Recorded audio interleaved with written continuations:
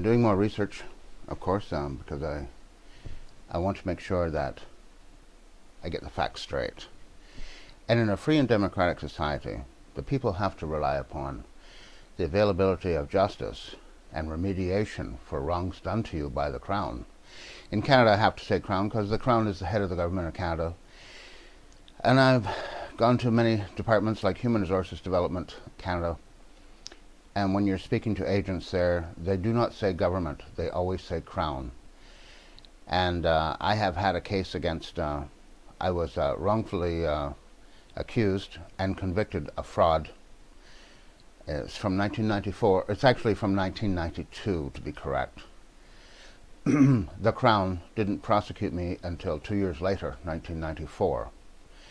And the Crown prosecution said that I had hidden income. I did not report it. It's a complicated story, except that the Crown says I worked. I did not report the money. And they applied penalties to my claim and charged me and took from my account. And so I appealed it over. I've been heard now, I think 4 times in total, if I'm correct on this. It is 4 times.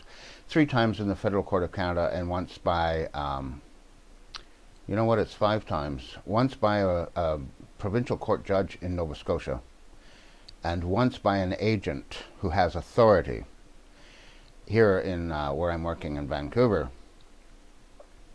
I have won my case 3 times. One judge refused to hear it for 30 days because the Crown showed up, that's the lawyer representing Department of Justice, without any evidence to prove that, or to show to the Crown that I had done anything improper. So the judge seized it. His name is Judge Marin, Federal Court of Canada. He seized the file. He said, "We will be back in 30 days." The Crown attorney, a woman, she said, "Your Honor, I don't understand your directions here. We have nothing against Mr. Wheaton here at all. Nothing." And the judge looked at her. He says, "Let me be more clear. You will be back here in 30 days, and you will have the evidence against Mr. Wheaton when you return. Do you understand?" She looked at me, and she looked back at the judge and says, "Yes, Your Honor, I do." And Judge Marin looked at me very sternly. He says, "You will be back here in 30 days. I'm seizing this file, and I will hear it." 30 days came and went. So I phoned, it's called the Umpires. They're in Ottawa, the capital, government capital of Canada. And I spoke to them, and they said, "Well, Judge Marin has been overruled by another judge here, and his name is Haddad, and he's going to hear it." So as I explained to her on the phone, and I record my calls, I said, you know, I don't see how this is going to happen, because Judge Marin has seized it, and he was very clear on this issue. He's hearing it. He's also very clearly said that they're going to have evidence against me this time. They didn't last time, but they will have it this time. So anyway, it didn't take 30 days. Ladies and gentlemen, it was nearly 1 whole year before I got heard again by Judge Haddad.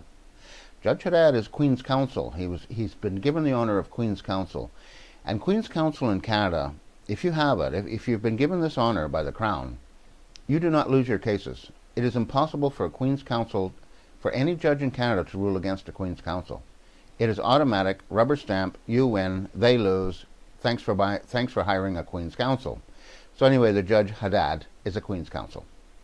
And when I get there, I asked to be heard first. This is my 5th trip, 5 times, and I have won it on 3 occasions, but the Crown has always refused to respect the judge's decisions in Canada. The Crown can do this. I didn't know this. In Canada, in this country, if you win in the courtrooms of Canada, you still lose. If the Crown says, "I don't like that decision, we're taking your money anyway." So they took $5,000 of my money. 5,000. It's not supposed to happen, but it happens. It's just the way we do it, and we shouldn't do it.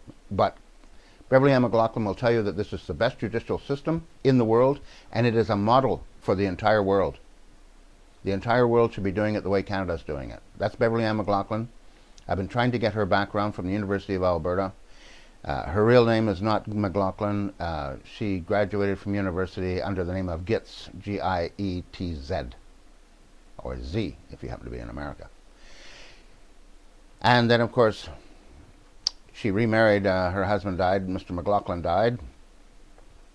and she married a guy named Artle, A-R-T-L-E, I believe. I'm not sure if I said it correctly. And remains married to him to this day. She had one child, a boy, and according to Wikipedia, which is not supposed to be used as a reference, but I'm going to because it's very hard to get this information, she did not raise the boy. Her husband did. So I don't know how busy she was, but according to Wikipedia, her husband raised the child. I'm just saying that. However, just to get back to the Canadian legal system, judges in Canada have private meetings with Crown attorneys. And this was very famous here in where I'm working in British Columbia. There was a man accused of 26 murders. He has the mind of an 8-year-old child. His brother, he lived on a small farm, a mixed farm. His brother actually, his older brother ran the farm, and he just did the chores and whatever else. He was accused of all kinds of things, but he owned, not him, but his brother operated a booze can. I don't know if anybody knows what a booze can is. It's an after-hours drinking bar on the farm, and it was called, the booze can was called Piggy's Palace. A lot of people thought it referred to being a pig farm there, but actually, as I now know, because I worked in Fort McMurray, and I worked for this guy whose wife, she was a regular customer at Piggy's Palace. And we were discussing this because the trial went on, and the judge, his name is Wally Opal, who is the top prosecutor in the province, had private meetings with the Crown before the trial began, and had, in his own words, I'm on the side of the prosecution. So he became the prosecutor too. The prosecutor was the Crown attorneys for the Department of Justice, plus Wally Opal, the judge. And a famous lawyer here named Terry LaLiberte, he is quoted as saying that the defense lawyer, should have applied for a record of what was discussed between Wally Opal, the judge who's going to hear it, and the Crown attorneys. It's important to his case. The defense lawyer didn't do that. But I can tell you what would happen if he did. You won't get it. It is private. It is secret, and he would never get it. So it would be a complete and total waste of time. But it's been my experience too, and I've been in court many times. The judge has had a private meeting either with private lawyers or with Department of Justice lawyers, and they have discussed your case before you get there, and they've already decided what's happening to you. There is no changing their minds. It is, I don't know how we ever got such a judicial system, but Beverly Ann McLaughlin, who just retired, says it is a model for the world. So guess what country in the world wants our system of justice? Anybody want to take a guess? It's the Communist Party of China. They are now creating their own judicial system, which is a copy of the Canadian one, because there is no hope whatsoever of finding justice in Canada. It's zero. Not just my own experience. There's a lawyer here. He's a very good lawyer. He took a class action lawsuit against the city of Vancouver. The city of Vancouver had instructed the police in Vancouver to stop cars randomly. They call it, it's their roadside stops anyway. There's no reason to stop you, but they stop you anyway, and they come to your window and ask you if you've been drinking. And they do roadside blows, blow this, blow that, and they prosecuted. Those are roadside criminal records, by the way. You haven't been heard by a jury of 12 of your peers. They don't do that in Canada. We've gotten rid of it. It was too much like justice, really. So that's a roadside conviction. You were a criminal right at that time. The police are very happy to write out those tickets. And the police are rewarded for the more fines you take, the more arrests you make, the faster up the ladder you go. So there's a bonus program, effectively it is. And I have friends, we're not friends, acquaintances who are police officers, and they have described this to me. One woman police officer who was a hockey player, a very famous hockey player in Canada, Gordy. I don't know if anybody knows what that means, but anyway, she really likes to beat up men. she likes it. So this woman had described this to me, and she said, don't make any mistake, policing in Canada is only about money. It's all about money. She's one of the highest paid police officers now in Canada. She is very far up the ladder. And I have an acquaintance, prior to that, he quit school in grade 8, but he's really good at fighting. He can break your nose with one punch. He's a cop. He was a cop for many years, became captain of the biker squad in Vancouver, And he described this to me too. He says, I worked it out early in my career that the more people you arrest, the faster up the ladder you go. So what happens when you've been arrested by a police officer and you go to court? The judge has already decided. So you're guilty. Anyway, I want to get back to this guy who had the class action lawsuit for people who've been stopped for drunk driving. So he takes the case. There's a lot of people involved. They're all criminals. Every one of them, except for Gordon Campbell. Drunk driving in Hawaii, he's not a criminal. Because he's a famous politician, in my opinion. That's how he got off. But anyway, he just paid the fine. He didn't go to court like the rest of us have to go to court. Gordon Campbell doesn't have to go to court, so he didn't. And he got off. And he was rewarded by the government of Canada, and now he's in the City of London doing special work for the Crown. Anyway, let's get back to this, because these things are weird. You know, the more you see it, the more I read about it, the more I'm involved with it. I have a lawyer friend who's helping me. I've got one retired BC Supreme Court judge who's helping me. And, you know, you sit down and you talk about these things. And I feel like Terry LaLiberte, who was so frustrated. He said, you know, you can't get these private meetings between judges and lawyers. You can't get it. I hired 2 lawyers, and both times the judge had conspired against me. And it's conspiracy. In most countries it would be called conspiracy. But in Canada it's standard operating procedure. It's not considered conspiracy here. When a judge goes to the lawyer and decides what's going to happen to you, without your lawyer being present or you being present. And if you try to get this information, it's blocked. It's private. It's a secret. As John Fitzgerald Kennedy said, secrets and secret societies are abhorrent in a free and democratic country. Canada calls itself a free and democratic country, but it is only barely that. In fact, a famous journalist named Patrick Watson said Canada is a small d democracy. And in the United States, Canada is described as a soft fascist country, which it actually is.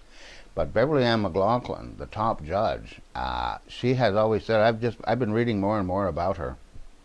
She has been instructing the judges to put themselves in the position of the accused or of the plaintiff and see it from their side. Well, that has never happened. When a judge has conspired against you, the judge is not going to put themselves in your position where you seek justice. The judge isn't going to do it. Why the hell would you do that?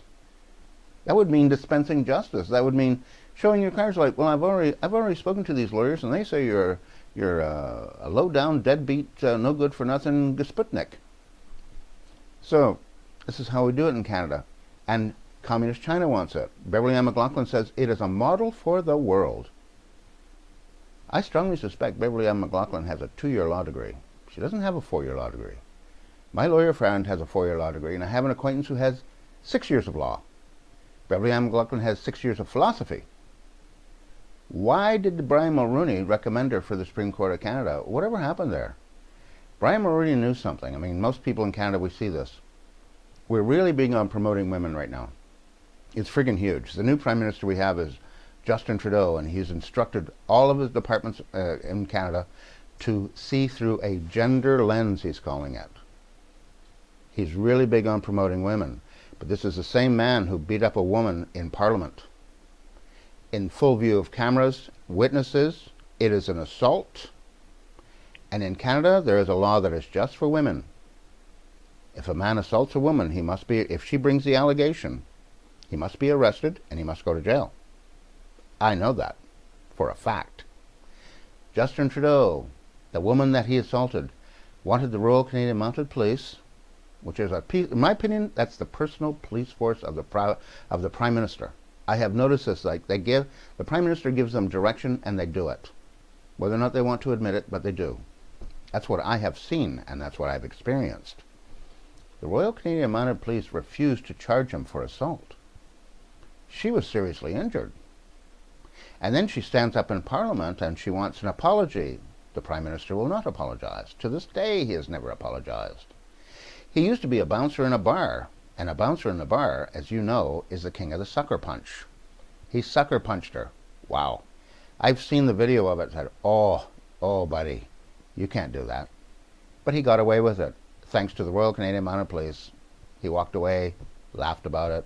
He used the F word in Parliament several times, just like his father used to as well, Pierre Trudeau. He used the F word too, the F-bomb, sometimes it's called. However, I just want you to know that the more I dig into this, the more I think we are being lied to on many levels here in Canada, many levels. And we seem to think that our system of justice is a model for the rest of the world. It is not. It couldn't possibly be. Who would ever want that? Who would ever want to go to the courtroom expecting justice and knowing that the judge has already discussed your case with the either private lawyers, and that happened to me more than once. His name is Scott Dawson. He works for a very famous law firm. He has the ear of the judge. And sometimes the judge asks me to leave the room. Well, the judge, in fact, this happened to me in federal court. The judge explained to Scott Dawson how he can win the case. And he did, but he had to lie. A lawyer lied. This is not the first time I've found lawyers lying, but once you have a decision in Canada, it can't be overturned. It's tradition not to overturn it. That's how our system of judiciary goes. Beverly Ann McLaughlin's very proud of it. That if a lawyer comes into the courtroom and lies about you, and the judge uses the lie to convict you of something or to turn down your case, you can appeal it all you like, but you're not going to win it. I've done this once, and it's unbelievable when you get there. It's like the judge already knows. I've no use to talk. In fact, I hired a lawyer. The lawyer was so upset, he drank himself to death. Who was the Crown attorney? A woman named Elizabeth Wolfram. She was very happy. She was very happy to win the appeal. Very, very happy. Because she's getting a bonus in her paycheck. She's protected the system. She's protected the police. She has protected the lawyer that lied to the judge. She's protected. And so she's done her job. That is the job of every lawyer in Canada that works for the Department of Justice. Keep the system just the way it is. It's working wonderfully. But my lawyer, I'm not kidding you, and he can drink because he used to be president of the Rugby Society of Vancouver. He worked for the police, I believe, for 22 years. And he has the same training in law as Beverly Ann McLaughlin. He has a 2-year law degree. He took his in all part-time courses. I know him quite well. He died of cirrhosis of the liver.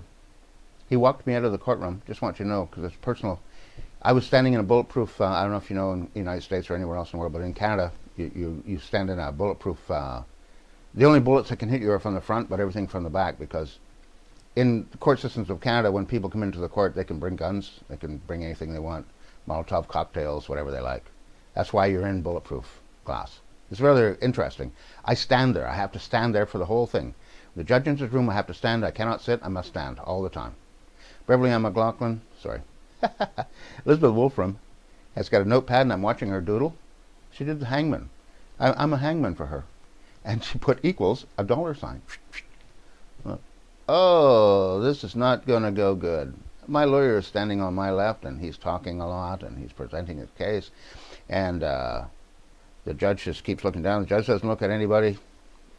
His name is Patrick Dome. He was federally appointed by the Prime Minister of Canada, which I think was probably Jean Chrétien, from Quebec under Napoleonic Code. So Elizabeth Wolfram, she said only one thing. She says, we went by the police officer's notes. The police didn't write down anything when I was talking to them. They just keep looking around, and they don't write down anything. It was hours later before they decided to write something down. That's how police works in Canada. They don't record anything, and you try to get their notebook, you can't get it. So anyway, the judge said, okay, well, guilty as charged. Guilty as charged. Bang, out the door we went. My lawyer leaned right out. He looked at Elizabeth Wolfram. He can't believe it.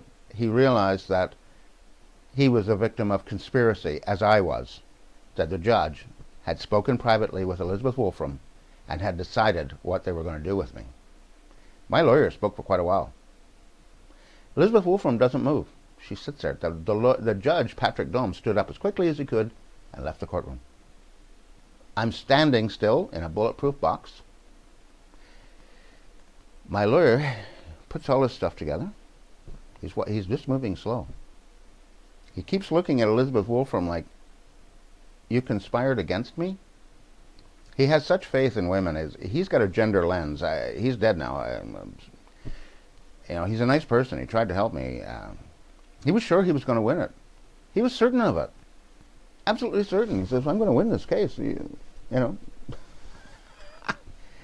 So we go there, and we're walking out. We go down. He walks with me. I'm supposed to be. There are rugby boys against the wall waiting to charge me. But the judge doesn't tell him to arrest me and incarcerate him. He just walked out. He didn't say that. So they're looking for a clue. They look at Elizabeth Wolfram. They're looking for some direction. Do I arrest him or not? I was convicted and sentenced to 25 years of prison time with no chance of parole. I kid you not. This is absolutely true. And Beverly M. McLaughlin will tell you this is the best system of justice in the world. Top. 25 years I get. No chance of parole. My lawyer can't believe it. He's looking around, so it's great what he did. I'll tell you his name. No, you know what? I better not tell you his name. The Vancouver police are a very powerful group. And if they decide they're going to shake you down, you will be a victim of theirs, and there will be no... if you die in their custody, so what? He fell several times. So you have to be careful of the police. I am more afraid of the police in Canada than I am of anybody from organized crime. That's a fact. I've been shaken down so many times in my life. I just got stopped. I just discussed it. This black cop in West Vancouver. He shook me down, and they're paid handsomely. Paid handsomely, $200,000 a year. They're in the Millionaires Club. Nobody wants to lose the Millionaires Club. If it's dangerous, they call it. I have a friend who was a ride-along with the cops, and he said if it's dangerous, the cop driver says this, didn't see it, and hits the gas. You know why he says didn't see it? He's in the Millionaires Club. Do you not want to stay in the Millionaires Club? Because if you got some bullets in you, you might cash in. And that lovely wife of yours at home who's looking after the timeshare condo in Hawaii and Mexico and Blackcomb Whistler, she might remarry one of your co-workers, let's say. I'm just speculating. But this is our system, and Communist China wants to copy it. Isn't that great?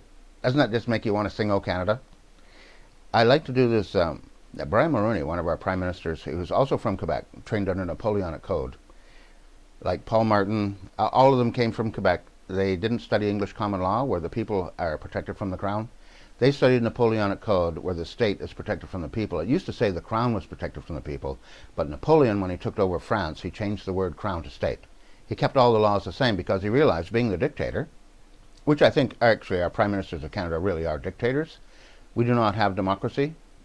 I wouldn't call it democracy at all. And I don't think that we are a free or democratic society. We don't have freedoms. All of the freedoms of Canadians are in the hands of the judges of Canada. It must be fantastic to be a judge. Say Beverly M. McLaughlin, I want to get back to her again. She's a top judge in Canada. She has all of the rights of Canadians in her hands. All Canadians. She has all of them. And if she says you're not speaking, you're not speaking. And I've been before the judges many times, and especially in the federal court. They don't let you talk. They don't like this. It was done before you got there. They conspired against you. It's conspiracy, which in most free and democratic societies is criminal activity. Two people holding up a 7-Eleven, they conspired. That's conspiracy. Terry Liliberté, even, as a famous lawyer here, he calls it that too. That's what it is. You can't find out. It's a secret. They won't tell you what happened. You can't get their phone records. You can't get a transcript of what happened when you walked out of the courtroom. They won't allow it. I've gone through this myself. It's true. But anyway, this wonderful, wonderful system, which is a model for the world, is being copied by Communist China. There's a very famous lawyer in the world. She married a man named George Clooney, a famous actor. Her first name is Amel. I think it's, I may have pronounced that wrong. She goes by, and she took her husband's name, Clooney. She didn't keep her maiden name. Justin Trudeau's wife didn't take his name either. She kept her maiden name. Justin Trudeau is now the Prime Minister of Canada. We had another Prime Minister before that named Joe Clark, and his wife didn't take his name either. She kept her maiden name. It's something about the commitment thing. I should know because I went through this too when I was married. I thought, well, this is weird. I mean, it's our tradition, but traditions change, I suppose. Anyway, there is no justice, and there isn't going to be any. For you Americans in Canada, the government awarded a terrorist with a $10.5 million payout. He killed one American soldier and seriously injured another. And, pardon me, the survivor of the American soldier who died she wants to prosecute in Canada. But I guarantee you this, she's going to. She's hired a lawyer, and there's going to be a trial. She is not going to get anywhere. Even the Prime Minister will be personally involved and will speak to the judge privately. This is going to happen. I mean, I'm not predicting the future. It's just the way we do it in Canada. There is no way that woman, that American woman, is going to find justice in this country. It is impossible to do. You can ask Beverly Ann McLaughlin, the top judge in Canada, why these things happen, but she cannot make a decision against the Crown that will stick. The Crown can ignore any decision made by any judge in Canada, and that has happened to me consistently. The judges don't like it. You're out of here. You're guilty anyway. Fuddle-duddle off. It's a famous expression of Pierre Trudeau when he was using the F word in Parliament. He claimed he wasn't saying the F word at all. He was saying fuddle-duddle, which is an interesting thing from a man whose first language is French, and he learned English, and then, I don't know, fuddle-duddle, I don't know where it comes from. Anyway, I'm going to break here. I promised I was going to do a Columbo imitation. I'm going to try and do it. I may have to edit this out because I hope I can get it right. When I got stopped by the black officer in West Vancouver, instead of him, let's say it's Columbo. So I'm driving with my friend, his dog's in the back, and we're looking for a house to make a bid on for painting. And I've got a recent flat tire, so I've got the donut tire on, the wobble, or whatever they call it, that you have to pay $60,000 for. Anyway, lights, roll them. Here comes Columbo to my window. Sir, listen, you know, I just happened to notice you have an unusual tire on the back here. Is there a reason why you're driving this car with that tire on there? And I would respond, well, I had a flat on the way here, so I had to change it. And this is the tire that the car manufacturers give you to put on. You can't drive it more than 50 miles an hour because it's unsafe. And that's what they give you. They give you an unsafe tire to drive on. Oh, I see. Is your car been on fire? No. I said, I'm just looking at this. It looks like bodywork repair, and it's black. I said, yeah, it's black because it's a ground coat paint that I put on for the color that's coming next. Oh yeah, that makes sense. That makes sense. Yeah. You have two cracks in your windshield here. Explain those. I said, well, one was in the car when I bought it originally, about a year ago. And the other one, a deer ran into the side of my car, and the other one, and it went straight up. Not my fault. The deer lived. I got out of the car, and I instructed the deer about how to stay away from vehicles and try not to run in front of them, and for God's sake, don't run into my car again. And I kicked the deer's ass. Oh, I see. Have you reported this to the Canadian Wildlife Service? Because I don't know if you can kick a deer's ass. It's just a figure of speech. I'm just trying to make a little humorous moment out of it. After he broke my window. Yeah, dangers of living in Canada. All right, listen, I got to do this because my wife Rose, you know, if I don't do this, you know, she always tells me that I've gotten the procedure wrong, you understand? So it's not me, it's Rose, my wife. I've got to do this. So I'm going to go around to the front of your car. I want you to start it up. Put your lights on. So he's yelling all these instructions. The windshield wipers, yeah, okay, put them on faster. Yeah. Is there any, do you have washer fluid? Can you do that, please? Okay. That indicator light, thank you. That one, okay. What else am I supposed to do here? Oh yeah, low beam lights, high beam lights. Just a second, he walks around my car. I'm going to the back, you can put it in reverse. Okay, you got reverse lights. Put your foot on the brake, as you can imagine. So Columbo comes to the window. Get out of the car. Sure. So Columbo takes me to the back of my car. He says, look, how come you have a driver's license from out of province? What's that all about? I said, well, I'm working here under contract. So I dig through my wallet and I get the contractor's name. I invoice him. Oh, I see. Oh, Well, I'm a cop, and I don't invoice anybody. So how long do you think you're going to be here? I said, I'm leaving April 15th because my mother's birthday is April 25th. She's going to be 88 years old, so I want to be there. Oh, I see. Are you going to get that tire fixed? Yeah, I am going to get the tire fixed. Okay, well, that's good. Listen, here's the thing, I'm not trying to be like a hard ass here or anything like that. And this won't take long. You have 90 days to change your driver's license when you come from outside of this province to work here, even under contract. You only got 90 days. Unless you're an American citizen working under contract in Canada, or you have a work permit for Canada, and then you may drive in this province for as long as you like. You can bring your car from outside of this country that is not registered for these roads or insured with Canadian insurance. Only Americans can do this. People from Canada are prohibited from doing that. Do you understand me? Yeah, I do. What color is the house that you're going to paint? I said, I don't know. He said, well,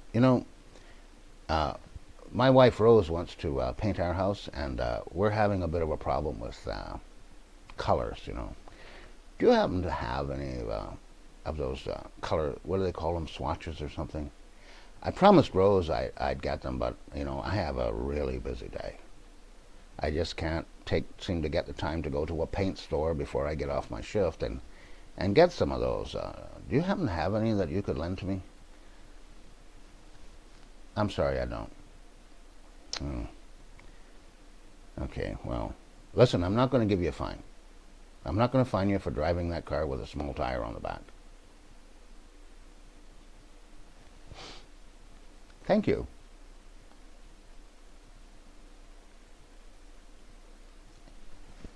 You can go now. So I'm no longer detained, and it is being detained for having a small tire on the back of your car. The police in Canada will detain you if you've had a flat and you put your spare tire on. You will be pulled over for that. That's how we do it in Canada. And we have a system of justice that is a model for the world. And judges in this country conspire against you and me every goddamn day. They consider themselves to be in the ivory tower, and the people of Canada, self-represented, are described as riffraff. Now, the top judge in Canada, she is very, very proud of our system of justice. But God Almighty, if she was on the receiving end of it, she would not be proud. Anyway, Beverly Ann McLaughlin, I hope you do well in your retirement. I've applied to your university to get some stats on you. The university is in Alberta. It's at Edmonton, Alberta, as I now know. I thought you went to the University of Calgary, so I apologize for that. And they have written to me several times, and they're going to give me the bare bones. If I want more details about you, I have to have your written permission to get it. I hope you will give me that. But I can't find out. I don't know where you live right now. I don't know if you're still living in Ottawa or you've moved back to Vancouver, where I'm working, or perhaps you went to Pincher Creek, Alberta, where you're from. Anyway, all the best, and special thanks to Peter Falk for showing up, even though he's got a bit of a frog in his throat. I'm going now. Bye.